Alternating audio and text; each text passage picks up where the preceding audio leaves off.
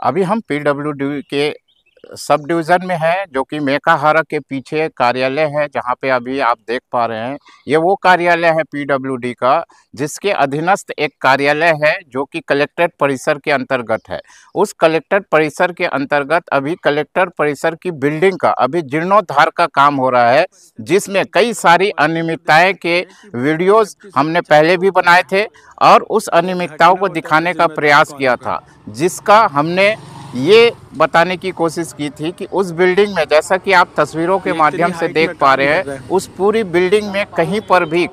जो मजदूर काम कर रहे हैं उनका किसी भी प्रकार का कोई भी सेफ्टी का ध्यान नहीं रखा गया है। और सेफ्टी का ध्यान नहीं रखने की वजह से हमने ये देखा कि जो ठेकेदार काम कर रहा है, उन ठेकेदार के द्वारा क्या जो वर्कर आए हैं वो श्रम विभाग में रजिस्टर्ड है या नहीं, ये जानकारी लेने के लिए जब हम श्रम विभाग में गए तो श्रम विभाग के द्वारा कहा गया कि हम इसका संज्ञान लेते हैं। दोबारा जब हम संज्ञान जब उन्होंने लिया या नहीं लिया, जानकारी लेने के लिए पहुंचे, तो वहां के आयुक्त ने हमें बताया कि हम जब हमारा निरीक्षण करने के लिए निरीक्षक गया हुआ था, उसने बहुत सारी अनियमितताएं पाई गई, जिसमें ठेकेदार को वर्क आर्डर में जो कमियां हैं वो भी देखी गई है। उन कमियों को लेकर अभी हम इस डिवीज़न में आए थे, जहां पर एसडीओ एल के कटारिया जी, जो कि एसडीओ हैं, उनसे हम मिलना चाह रहे थे, लेकिन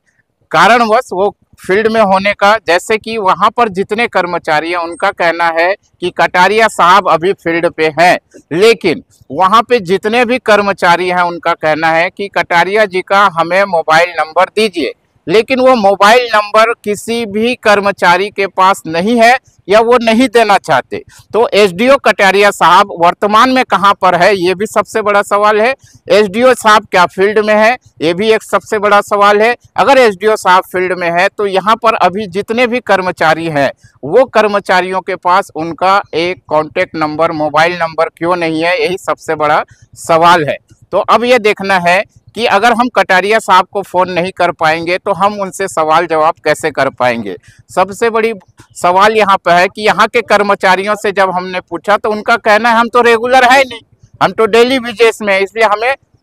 कोई भी चीज़ जानकारी नहीं है। तो हमने उनसे ये जानने चाहा कि क्या वर्क आर्डर जो दिया गया है ठेकेदार को, ठेकेदार का वर्क आर्डर हम जानने का प्रयास किए तो यहाँ के अधीनस्थ कुछ महिला कर्मचारी है, उनका कहना है वो उस डिवीज़न में कहाँ मिलेगा, क्योंकि जब तक यहाँ का जिम्मेदार अधिकारी एसडीओ साहब अगर हमसे मुलाकात नहीं करेगा तब तक जानकारी नहीं मिलेगी। तो हम जानना चाहते हैं कि एसडीओ साहब बताएं, और कम से कम सबसे बड़ी बात है, जैसे ही हम एंटर करते हैं